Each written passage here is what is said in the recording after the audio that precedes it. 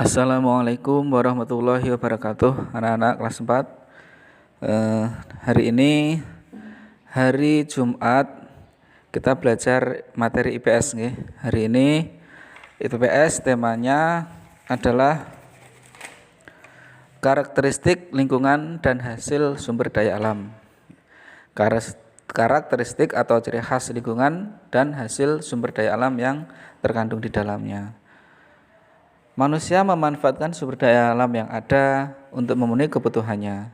Sumber daya alam bisa berupa hasil tambang, berupa hewan, berupa tumbuhan, dan segala sesuatu yang terkandung di dalam bumi ini, di lingkungan sekitar kita yang dapat dimanfaatkan untuk kepentingan manusia. Itu namanya sumber daya alam. Jadi semua kegiatan manusia yang bertujuan untuk memenuhi kebutuhan hidupnya disebut kegiatan perekonomian. Nah, maksudnya Pak Ganes menghubungkan kegiatan perekonomian dengan sumber daya alam. Dua hal ini pasti berkaitan. Nanti berkaitan dengan jenis pekerjaan juga. Di suatu wilayah dengan wilayahnya memiliki kegiatan perekonomian yang berbeda-beda. Daerah penduduk yang di daerah dataran tinggi, dataran rendah, atau di pantai itu pasti berbeda, tidak sama. Berdasarkan dengan perkotaan pun juga tidak sama. Hal ini ditentukan oleh keadaan lingkungan dan sumber daya alam wilayah setempat. Di wilayah itu apa? Sumber daya alam yang mendominasinya, yang bisa dimanfaatkan untuk kepentingan manusianya apa? Nah, keadaan lingkungan dan hasil sumber daya alamnya ini di buku dibagi menjadi 3, yaitu dataran tinggi, dataran rendah, dan pesisir.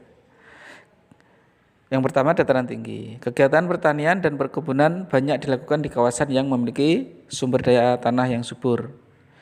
Selain itu, keadaan iklim juga harus sesuai. Keadaan iklim atau keadaan udara, kelembapan, itu juga menunjang tumbuhan atau hewan atau sumber daya alam yang ada di sekitar situ.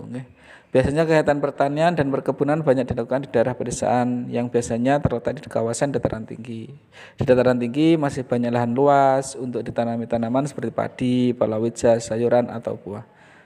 2, dataran rendah. Dataran rendah merupakan daerah datar yang memiliki ketinggian hampir sama seperti di tempat kita ini, dataran rendah. Daerah ini biasanya cocok dijadikan sebagai wilayah pertanian, perkebunan, peternakan, kegiatan industri, dan sentra bisnis lainnya. Banyak aktivitas yang dilakukan oleh penduduk di kawasan ini menyebabkan beragamnya mata pencarian seperti petani, pedagang, buruh, dan pegawai kantor. Itu tadi dataran rendah.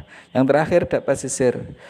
Daerah pesisir merupakan daratan yang berbatasan dengan laut, yaitu pantai itu berbatasan dengan laut, berbatasan antara daratan dan lautan. Sesuai dengan ketersediaan yang ada di alam, sebagian besar penduduk di kawasan pesisir memilih untuk bekerja sebagai nelayan dibandingkan dengan bercocok tanam. Hal ini disebabkan kondisi tanah di kawasan pesisir kurang baik, kurang subur untuk lahan bercocok tanam. Walaupun demikian, daerah pesisir dapat dijadikan sebagai tempat wisata dan sebagai tempat budidaya tanaman. Dan rata-rata mereka akan menjadi nelayan mencari ikan ke laut, atau membuat keramba, atau budidaya rumput laut, Nah, itu tadi materi IPS yang bertema karakteristik lingkungan dan hasil sumber daya alam setempat, yang berkaitan dengan kegiatan perekonomian untuk